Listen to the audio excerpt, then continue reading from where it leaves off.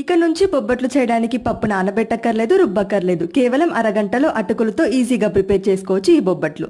ముందుగా ఒక కప్పు మైదా పిండి, ఒక కప్పు గోధుమ పిండి, చిటికెడు సాల్ట్, 2 టేబుల్ స్పూన్స్ నెయ్యి వేసుకొని కొంచెం కొంచెంగా వాటర్ వేసుకొని సాఫ్ట్ చపాతీ పిండిలా కలుపుకోవాలి.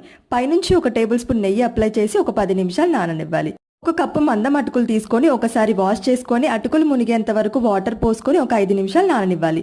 కప్పు అటుకులకి కప్పు బెల్లం, పావు కప్పు వాటర్ వేసుకొని బెల్లం పూర్తిగా కరిగిన తర్వాత ఇందులోనే నానబెట్టుకున్న అటుకులు, ఒక కప్పు పచ్చి కొబ్బరి తురుము వేసుకొని దగ్గరగా అయ్యేంత వరకు ఉడికించుకోవాలి. ప్యాన్ నుండి సపరేట్ అవుతున్నప్పుడు ఆఫ్ చేసేసి ఇంకా రౌండ్ బాల్స్గా చేసుకోవాలి. ఇప్పుడు మనం ముందుగానే కలిపి పెట్టుకున్న గోధుమ పిండి ముద్దలో ఈ అటుకుల మిశ్రమం పెట్టేసి క్లోజ్ చేసుకోవాలి బొబ్బట్లలాగా. ఇక బొబ్బట్లు చేయడం కోసం పాలిథిన్ కవర్కి నెయ్యి అప్లై చేసి బొబ్బట్టు రౌండ్గా చేసుకోవాలి. పైనుంచి ఇంకో కవర్ పెట్టుకొని పల్చగా చేసుకోవాలి.